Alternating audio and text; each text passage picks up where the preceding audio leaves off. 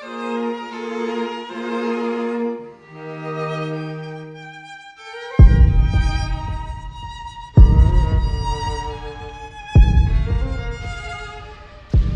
triumph of the American Revolution brought independence to the colonies, allowing for a new political identity to capture the imagination of millions. And before the ink on the British articles of capitulation would dry, and over the next 100 years, a new class of creative individuals was already praising the triumphs and glories of the Revolution, as artists have done since the beginning of time. Thomas Jefferson drew inspiration from the ancient world, from models that could embody the ideals of the new republic.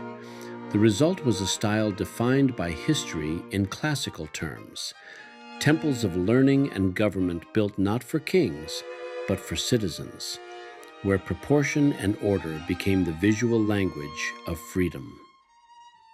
A generation later, the search for meaning turned inward. In the wilderness, writers discovered a new, transcendental vision of the self and the divine.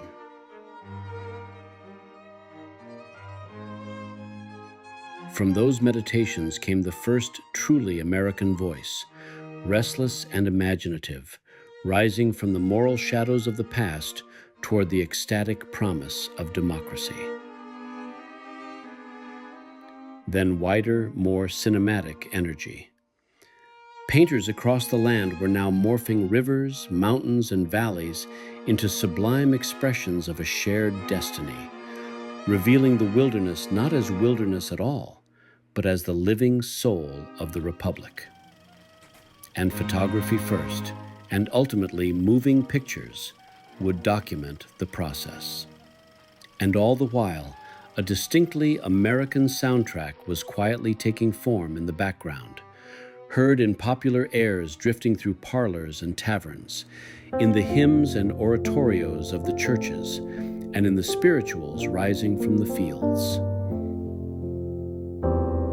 Across the countryside, black fiddlers carried melodies born on plantations from Virginia to Georgia and South Carolina.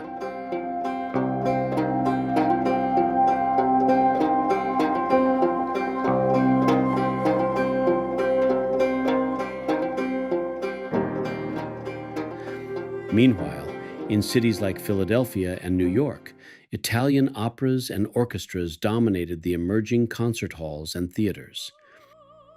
This emerging sound found early institutional voice in the New York Philharmonic Society, founded in 1842. Among its very early members was the son of English immigrants and a virtuoso violinist who swiftly rose to concertmaster. Name was Bristow, George Frederick Bristow.